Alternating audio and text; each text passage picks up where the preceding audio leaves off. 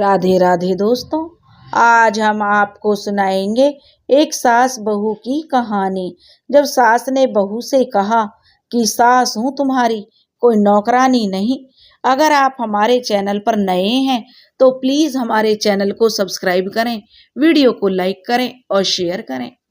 रीना माँ बनने वाली थी और वह फोन पर अपनी माँ से बात कर रही थी। रीना कहने लगी, माँ आप तो जानती ही हैं, कुछ दिनों बाद हमारा बच्चा भी इस दुनिया में आने वाला है और इसी समय हमारी फुल टाइम मेड भी अपने गांव चली गई है।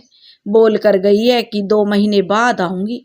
अब इतनी जल्दी तो कोई नौकरानी भी नहीं मिलेगी माँ, और आप भी भाई के पास अमेरिका में जाकर बैठ गई हैं। रीना परेशान थी तो उसकी माँ ने कहा, तो अरे रीना, इसमें परेशान होने वाली कौन सी बात है? कोई नई नौकरानी ढूंढने की जरूरत नहीं है बेटी तुम्हें। तेरी सासू माँ है ना, वो भला किस दिन काम आएगी। भली चंगी तो है अभी समधन जी, और फिर तू तो उन्हें दादी बनाने जा रही है। इतना तो वो कर ही सकती है ना तुम्हारे लिए। जब तक जरूरत हो तब तक अपनी सासू माँ से काम करवाना, फिर उन्हें चलता कर देना अपने घर से। अपनी माँ की इन बातों को सुनकर रीना की आंखों में चमक आ गई। माँ, रीना कहने लगी, यह तो आपने बहुत अच्छा आइडिया दिया है। शाम को जब उसका पति रंजन घर आया तो रीना मायूसी का मुखौटा लगाए उसे चाय देने गई। तब रंजन बोला, अरे रीना क्या हुआ, उदास क्यों हो? तो रीना कहने लगी, रंजन मैं सोच रही थी कि आपके माँ बाबूजी को कुछ समय के लिए यहाँ बुला लेते हैं, लेकिन लेकिन रंजन बोला, लेकिन क्या? रीना बोली, लेकिन पिछली बार जो हुआ था ना, उसकी वजह से कहीं सासू माँ नाराज तो नहीं है? रंजन बोला, अरे नहीं नहीं, मैं अपने माँ बाबूजी को अच्छे से जानता हूँ, हमारे बुलाते ही दौड़े चले आएंगे दोनों। और उधर रंजन कहता है कि मैं अभी अपनी माँ को फोन करता हूँ।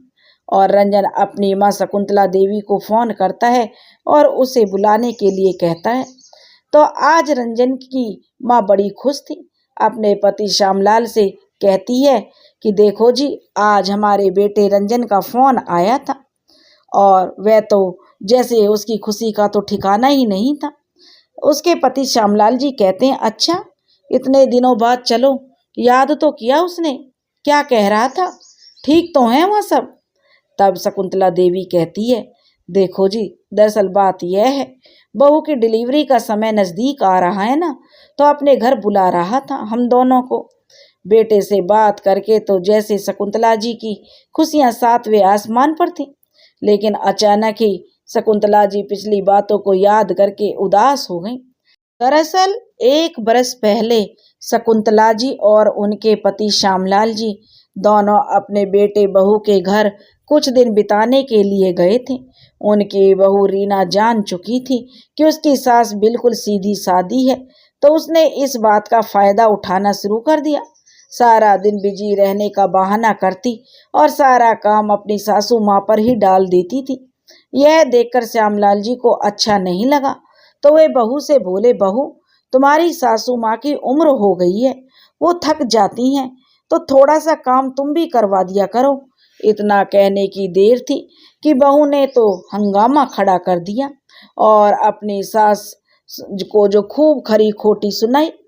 आप जो उसकी सास और ससुर जी चुपचाप खड़े अपमान सहते रहे, और उनका बेटा जो रंजन, वह भी अपनी पत्नी के सामने कुछ नहीं बोल सका। शकुंतला जी और श्यामलाल जी अपने सम्मान की रक्षा करते हुए वो अपने घर वापस आ गए थे। शकुंतला जी पिछली बातों को याद कर रही थी। इतने में ही श्यामलाल जी बोले, अरे शकुंतला, किन बातों में खो गई हो तुम? अभी तक तो सोच ही रही हो, जल्दी से सामान पैक करो। श्यामलाल जी ने अपनी पत्नी से जो कहा तो वह कहने लगी, तुम जानती हो ना, रंजन की शादी को 5 साल हो गए हैं। जो श्यामलाल जी अपनी पत्नी को समझाने लगे, कितने सालों के बाद अब जाकर हमारे बेटे के घर खुशियां आई हैं। शकुंतला जी बोली, जी ठीक है, मैं जरा नीता को बोलकर आती हूँ कि हम कुछ समय के लिए अपने बेटे के घर जा रहे हैं। दरअसल श्यामलाल जी और शकुंतला जी ने अपने घर का एक हिस्सा किराए पर दिया हुआ था, जहां नीता और विशाल अपने प्यारे से बेटे गोलू के साथ रहते थे। वे दोनों घर पर ही टिफिन सर्विस का काम करते थे। पास में ही गर्ल्स हॉस्टल था, तो उनका धंधा भी अच्छा चल रहा था। कुछ ही वर्षों में शकुंतला जी और नीता का एक दूसरे के साथ खासा लगाव हो गया था। नीता के बेटे गोलू को तो उसकी सगी दादी से भी ज्यादा प्यार करती थी शकुंतला जी। तो शकुंतला जी बोली, अरे ओ नीता, नीता। शकुंतला जी ने उसे आवाज लगाई तो नीता बोली, जी आंटी जी। नीता रसोई घर के बाहर आई और कहने लगी, शकुंतला जी, नीता मैं तुम्हें एक खुशखबरी देने आई हूँ, मैं जल्दी ही दादी बनने वाली हूँ। नीता बोली, अरे वाह आंटी जी, यह तो बहुत खुशी की बात है, और अपनी खुशी में हमें भी शामिल करो।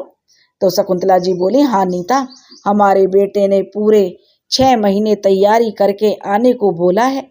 अभी तो सारी पैकिंग पड़ी है, तुम अपने टिफिन का काम निपटाकर जल्दी से मेरी मदद करने आ जाना। शकुंतला जी के इतना कहते ही विशाल की आवाज आई, नीता, टिफिन का काम मैं संभाल लूंगा, तुम जाओ आंटी जी की मदद करो। नीता ने शकुंतला जी की पैकिंग कराने में मदद की और शकुंतला जी के साथ मिलकर उनकी बहू के लिए गोंद के लड्डू भी बनवा दिए। जाने से पहले रास्ते के लिए एक टिफिन भी पैक करके जो शकुंतला जी और श्यामलाल जी को नीता और विशाल ने दे दिया। दोपहर की ट्रेन से दोनों अपने बेटे के घर जाने के लिए रवाना हो गए। उधर रंजन अपने माता पिता को स्टेशन से कार में बैठाकर घर ले आया। जैसे ही दोनों घर पहुंचे तो बहू से मिलकर शकुंतला जी और श्यामलाल जी के सारे मन मुटाव भूल गए और उसे ढेरों आशीर्वाद दिए। शकुंतला जी ने घर पहुंचते ही घर के सारे कामों की जिम्मेदारी ले ली। सारा घर जो काम वाली बाई की अनुपस्थिति में बिखरा हुआ था, शकुंतला जी ने आते ही बड़ी कुशलता के साथ सारा घर जचा दिया, यानी व्यवस्थित कर दिया। रोजाना अपनी बहू को सुपाच्य और पौष्टिक खाना खिलाती और बहू की बातों में तो जैसे मिश्री सी घुल गई थी। सारा दिन बहू माजी माजी करके जो उनसे अपने सारे काम करवा लेती। नियत समय पर रीना ने बच्ची को जन्म दिया। दादा दादी के जैसे पांव ही जमीन पर नहीं पड़ रहे थे। शकुंतला जी बोली, अजी यह तो बिल्कुल मुझ पर गई है। पोती को देखते ही वह बोली, जी नहीं, मेरी पोती के नए नक्शे तो बिल्कुल मेरे जैसे हैं। श्यामलाल जी बोले, अरे इसने तो मुझे गीला कर दिया। श्यामलाल जी बच्ची को शकुंतला को देते हुए बोले। सभी लोग हंसने लगे। बच्ची होने के बाद शकुंतला जी ने बहू की खूब सेवा की, बच्ची का ख्याल रखा। रसोई घर का काम, बहू के लिए अलग से खाना पकाना, जो शकुंतला जी की इस उम्र में जो बहुत मुश्किल था, लेकिन वो बहुत अच्छे से काम कर रही थी, बड़े खुशी के साथ करती थी। लेकिन फिर भी बहू को उनसे कोई तकलीफ ना हो, इस बात को वह सोचकर भी सारा दिन अपनी बहू की सेवा में हाजिर रहती थी। अब शकुंतला जी के घुटने में दर्द रहता था, इसके बावजूद शकुंतला जी सारा काम बड़ी कुशलता के साथ कर रही थी। श्यामलाल जी घर के कामों में उनका हाथ बटा देते थे। देखते ही देखते 2 महीने बीत गए। बच्चे के लाड दुलार में शकुंतला जी और श्यामलाल जी का समय कैसे बीतता पता ही नहीं चलता। धीरे धीरे बच्ची को भी अपने दादा दादी के हाथों की पहचान हो गई। यह बात बहू रीना को अब खटकने लगी। कुछ दिनों के बाद रीना की काम वाली बाई भी अपने गांव से वापस लौट आई। अब शकुंतला जी के मना करने पर भी उसने यह दलील देते हुए अपने काम वाली बाई को बुला लिया कि माँ जी दिन भर काम करके और बच्ची को संभाल कर थक जाती हैं। एक दिन शकुंतला जी बच्ची को चम्मच से दूध पिला रही थी तो बच्ची ने थोड़ी खांसी करते हुए उल्टी कर दी। बस फिर क्या था, रीना को तो जैसे बहाना मिल गया अपनी सासू माँ पर कटाक्ष करने का। रीना और रंजन ने अपनी बच्ची की सारी जिम्मेदारी आया को दे दी, लेकिन सब शकुंतला जी का मोह तो बच्ची में ही अटका हुआ था, इसलिए ममतावश भी कभी कभी वो बच्ची को उठा लेती थी। एक दिन जब दोनों बेटा बहू बाहर गए थे तो बच्ची को आया को देकर गए। बच्ची लगातार रोए जा रही थी। आया उस बच्ची को चुप कराने की कोशिश करती रही, लेकिन बच्ची का रोना बंद नहीं हो रहा था। शकुंतला जी से बच्चे का रोना देखा नहीं गया और आया के हाथ से बच्ची को ले लिया और उसकी नाभि पर हींग लगाने लगी। बच्ची चुप हो गई और दादी का स्पर्श पाकर मुस्कुरा दी। कुछ ही देर में जब बेटा बहू वापस आए तो आया ने उनके कान भर दिए। मैडम, जब मेरी जरूरत नहीं थी तो मुझे काम पर क्यों रखा? आपके सास ससुर तो बच्ची को छूने भी नहीं देते हैं, मुझे झट से छीन लिया। अब मैं आपके घर का काम नहीं करूंगी। दोनों पति पत्नी शकुंतला जी पर बरस पड़े और आया को मनाने लगे। शकुंतला जी और श्यामलाल जी अपमान का घूंट पीकर रह गए।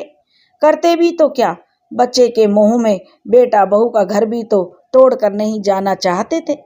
शकुंतला जी कमरे में जाकर आंसू बहाने लगी। तो बहू तो पराई घर से आई है, लेकिन बेटा तो अपना ही था। अब तो शर्म आती है मुझे उसे अपना बेटा कहते हुए। अब तो यह हाल हो गया था कि सारा दिन बैठकर बच्ची को आया संभालने लगी और बहू अपनी माँ के साथ फोन पर बतियाती रहती थी और शकुंतला जी पर रसोई घर के सारे काम की जिम्मेदारी पड़ गई थी। यहाँ तक कि आया का खाना भी शकुंतला जी को बना कर देना पड़ता था और श्यामलाल जी अपनी पत्नी की यह हालत देखकर मन ही मन कुढ़ते रहते थे। एक दिन बहू रीना ने सासू माँ से कहा, मम्मी जी, मेरी कुछ सहेलियां घर पर आ रही हैं, तो उनके लिए कुछ स्नैक्स वगैरह का इंतजाम कर देना और चाय कॉफी भी बना देना। शाम को जब बहू की सहेलियां घर आईं तो पूरे आदर सम्मान के साथ शकुंतला जी ने उन्हें बिठाया, अपने हाथ के बने लजीज स्नैक्स बनाकर उन्हें खिलाए, उनकी खूब आवो भगत की और रसोई घर में जाकर बर्तन साफ करने लगी। लेकिन अचानक उन्होंने जो सुना, उन्हें अपने कानों पर यकीन नहीं हुआ। बहू की सहेलियां जो रीना से कह रही थी, रीना, तुझे काम वाली बाई तो बहुत अच्छी मिली हुई है, इतना लजीज खाना बनाती है, कितनी पगार पाती हैं, हमारे लिए भी यार ऐसी काम वाली ढूंढ दो। ऐसा सुनकर रीना हंस पड़ी, लेकिन उसने इतना भी नहीं कहा कि यह नौकरानी नहीं बल्कि उसकी सासू माँ है। थोड़ी देर बाद शकुंतला जी अपने हाथ धोकर अंदर आई और सबके साथ बैठ गईं। बहू की सहेलियां कुछ सकपका गईं तो शकुंतला जी बोली, आप लोगों की जानकारी के लिए बता दूं, मैं कोई नौकरानी नहीं बल्कि आपकी सहेली की सासू माँ हूँ। आपकी सहेली ने आपको नहीं बताया तो सोचा मैं ही आपको बता देती हूँ। सारी सहेलियां चौंक गईं और हैरानी से रीना की तरफ देखने लगी। शकुंतला जी बोली, बहू, माना कि घर में नौकरानी रखना तुम्हारे लिए स्टेटस सिंबल है, लेकिन अपनी ही सास को नौकरानी करार दे देना कहाँ का स्टेटस है। बहू की तो भौहें तन गईं। उस समय तो वो चुप रह गई, लेकिन अपनी सहेलियों के जाने के बाद उसने हंगामा खड़ा कर दिया।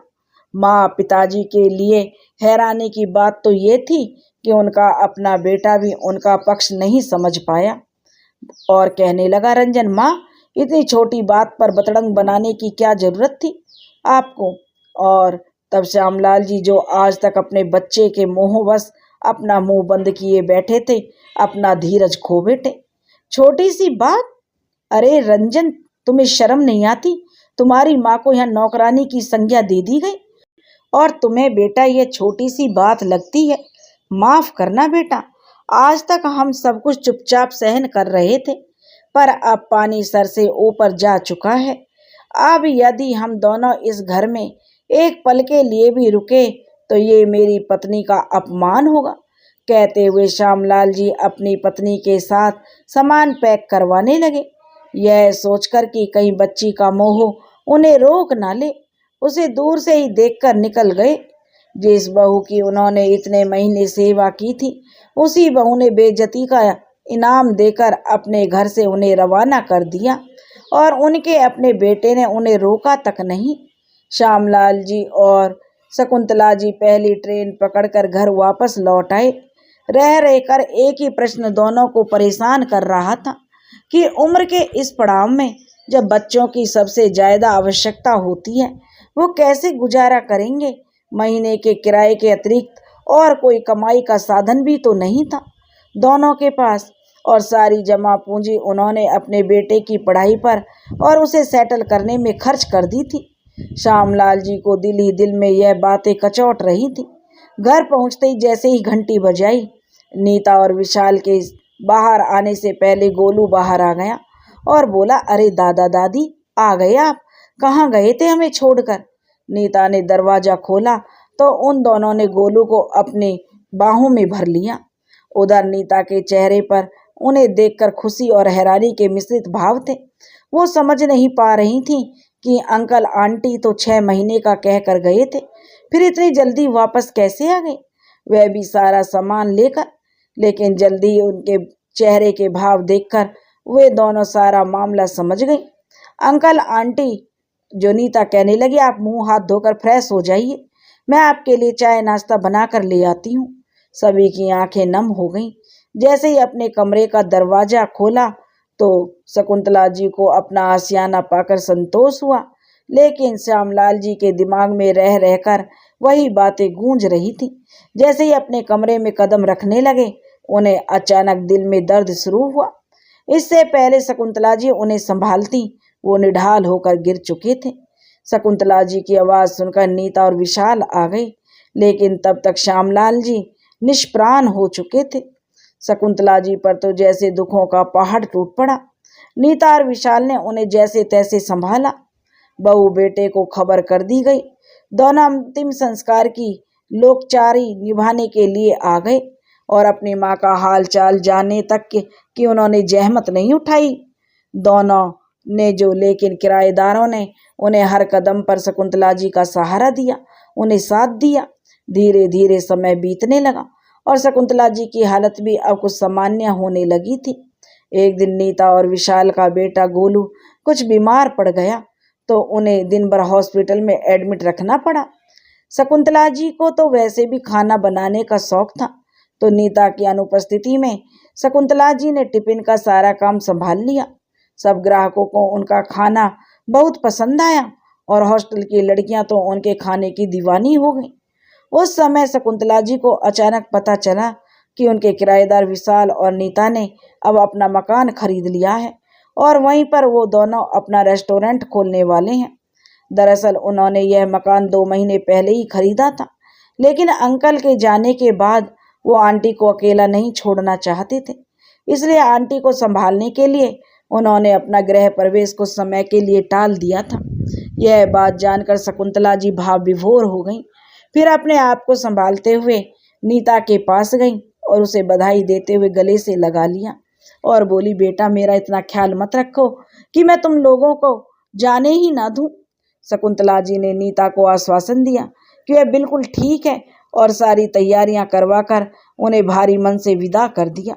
लेकिन अब शकुंतला जी बिल्कुल अकेली रह गई थी। साथ ही किराए से होने वाली आय भी अब बंद हो गई थी। इस उम्र में अपना गुजारा कैसे करूंगी? जिस बेटे पर सारी जमा पूंजी खर्च कर दी, उसी ने बुढ़ापे में कहते कहते शकुंतला जी की आंखों से जो आंसू लुढ़क आए। आगे की जिंदगी कैसे कटेगी सोचकर ही उनका दिल बैठा जा रहा था। इतने में ही बेल बजी। देखा तो हॉस्टल की कुछ लड़कियां बाहर खड़ी थीं। शकुंतला जी के पास आकर वो टिफिन सर्विस के लिए आग्रह करने लगी। कहने लगे, आंटी जी आपके हाथ का खाना बहुत लाजवाब होता है, प्लीज आप टिफिन सर्विस शुरू कीजिए ना। यह सुनकर शकुंतला जी कुछ सोच में पड़ गईं। अंदर आकर अपने पति की तस्वीर के सामने खड़ी होकर बोली, जी ये कैसे संभव है? इस उम्र में नया काम कैसे शुरू करूं? लेकिन इसमें हर्ज ही क्या है? अचानक सोचते सोचते शकुंतला जी की आंखों में चमक आ गई और मन ही मन उन्होंने अपने जीवन को नई दिशा देने का निर्णय ले लिया। नीता और विशाल का घर कुछ ही दूरी पर था। नीता को फोन करके उन्होंने अपने घर मिलने के लिए बुलाया और टिफिन सर्विस शुरू करने में उनकी मदद मांगी। 2 ही दिन में नीता की मदद से शकुंतला जी ने अपना काम शुरू कर लिया और अपनी मदद के लिए उन्होंने 2 लड़कियां रख लीं जो भाग दौड़ का काम संभालती थी। अब उन्हें अच्छी आय होने लगी। कुछ हॉस्टल की लड़कियों को शकुंतला जी से इतना लगाव हो गया कि उनके घर को वो जो किराए पर रहने लगी और शकुंतला जी का अकेलापन भी अब दूर हो गया। एक दिन कुछ लड़कियों ने शकुंतला जी के खाने की तारीफ करते हुए उनकी वीडियो बनाकर सोशल मीडिया पर डाल दी। देखते ही देखते वीडियो तो जैसे आग की तरह फैल गई और शकुंतला जी के बनाए खाने की चर्चा दूर दूर तक होने लगी। अब तो उनका काम और बढ़ गया। अब शकुंतला जी के खाने की चर्चा दूर दूर तक होने लगी। अब उनका काम और बढ़ गया था। उधर उनकी बहू ने जब शकुंतला जी की वीडियो देखी तो उसकी हालत ऐसी हो गई जैसे काटो तो खून नहीं। तुरंत ही रंजन को उसने वीडियो दिखाई और बोली, देखो रंजन, तुम्हारी माँ के खाने की चर्चा तो पूरे देश में हो रही है, कितना कमाती होंगी। और बाप रे बाप, तुम्हारी नौकरी से तो हमारे घर का गुजारा बड़ी मुश्किल से चलता है। अपनी माँ से ही तुम कुछ मदद मांग लो, उनका काम इतना अच्छा चल रहा है, क्यों ना हम भी उनके पास जाकर रहें। और वैसे भी तुम्हारे पिताजी तो अब रहे नहीं, तो माँ को भी अकेलापन लगता होगा ना। यह सब देखकर रंजन की हैरानी का तो ठिकाना ही नहीं रहा। और पत्नी का कहना मानकर रंजन ने अपनी माँ के पास जाने की योजना बनाई। अगले ही दिन दोनों पति पत्नी अपनी बेटी के साथ शकुंतला जी के घर पहुंच गए। वहां का दृश्य देखकर बहू की आंखें फटी की फटी रह गई। वहां तो जैसे मेला सा लगा हुआ था, सारी तरफ चहल पहल थी। मीडिया वाले माँ जी का इंटरव्यू ले रहे थे। ये देखकर दोनों पति पत्नी थोड़ी देर के लिए अलग से खड़े हो गए। अपने आप को आज वह अपने ही घर में उपेक्षित सा महसूस कर रहे थे। शकुंतला जी ने उन्हें बहुत पहले ही देख लिया था, लेकिन फिर भी उन्होंने जो उन्हें नजरअंदाज करके अपने कामों में लगी रही। भीड़ थोड़ी कम होने पर बहू बेटा दोनों शकुंतला जी के पास जाकर उनके चरणों में गिर गए। शकुंतला जी ने चेहरे पर कोई भाव न दिखाते हुए उन्हें आशीर्वाद दिया और अपनी पोती को इतने दिनों बाद देखकर प्यार किया और फिर अपने काम में लग गई। इतने में रंजन ने पीछे से आवाज लगाई, माँ, हमें माफ कर दो, हमसे बहुत बड़ी भूल हो गई। आज से हम आपके पास ही रहना चाहते हैं। शकुंतला जी ने उन्हें तिरछी निगाहों से देखते हुए कहा, अच्छा, लेकिन मैं तुम्हारे साथ नहीं रहना चाहती बेटा। इस बुढ़ापे में मैं इज्जत के साथ रहना चाहती हूँ, किसी के घर की काम वाली बाई बनकर नहीं। अब यह सब लोग ही मेरा परिवार हैं। लेकिन माँ, रंजन कहने लगा, इस घर पर हमारा भी कुछ हक है। रंजन की पत्नी रीना ने भी उनकी हाँ में हाँ कहा। तो वह कहने लगी, तुम लोगों का हक उसी दिन खत्म हो गया था बहू, जिस दिन मैं और तुम्हारे बाबूजी तुम्हारे घर से बेइज्जत होकर निकले थे। और दूर से आए हो तो भूख लगी होगी तुम्हें, कुछ खाकर जाना, रास्ते के लिए भी तुम्हारे लिए टिफिन पैक करवा देती हूँ। इतना कहकर शकुंतला जी अपने काम में मस्त हो गईं। आज उनके चेहरे पर संतुष्टि के भाव और गर्व भरी मुस्कान नजर आ रही थी। आज वो अपने आत्मसम्मान से जी सकती थी। आज वो अपनी बहू की नौकरानी नहीं थी। उन्होंने आज अपनी बहू को मुंह तोड़ जवाब दिया था, वो किसी की नौकरानी नहीं है। दोस्तों, अगर आपको यह कहानी पसंद आई हो तो प्लीज़ हमारे चैनल को सब्सक्राइब करें, वीडियो को लाइक करें और शेयर करें। राधे राधे।